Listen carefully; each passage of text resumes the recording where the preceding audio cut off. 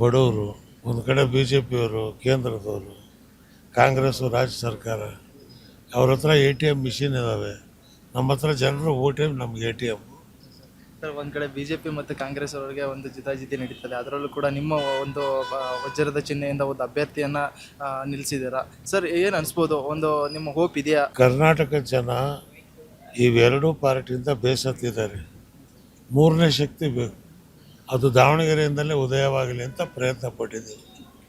ಪ್ರಯತ್ನ ನಮ್ಮದು, ಆಶೀರ್ವಾದ ಜನರದ್ದು, ಫಲಾಫಲಗಳು ಪರಮಾತ್ಮನಿಗೆ ಬಿಟ್ಟಿದ್ದು. ಒಂದು ದಕ್ಷಿಣ ವಿಭಾಗದಲ್ಲಿ ಕೆಲವೊಂದು ಡೆವಲಪ್ಮೆಂಟ್ ಆಗಿಲ್ಲ ಅಂತ ಹೇಳ್ತಾ ಇದ್ದಾರೆ ಜನ. ನಿಮ್ದು ಒಂದು ಬಂದ್ರೆ ಅದು ಬರ್ತಾ ಇದೆ. ಸ್ಲಮ್ಮು ಕೊನೆ ಆಗಿತ್ತು ಧಾರವಾಡ ದಕ್ಷಿಣ. 40 ವರ್ಷ ಅವ್ರು MLA ಆಗಿದ್ರು, ಏನೇನು ಮಾಡಲಿಲ್ಲ. ಗಾಬರಿ ಬಿದ್ದಾರೆ. ಯಾವ ಚರಂಡಿಯಾಗಿ ನೋಡಿದ್ರು ಮಂತ್ರಿ, ಯಾವ ಬೀದಿಯಾಗಿ ನೋಡಿದ್ರು ಮಂತ್ರಿ. ಏನು ನಾಲ್ಯಾಗ ಮಂತ್ರಿ, ಜಾನುವಾರು ಮಂತ್ರಿ, ಜಂಗಲಿ ಮಂತ್ರಿ, ಇಷ್ಟು ಬೇಕಾಗಿತ್ತ?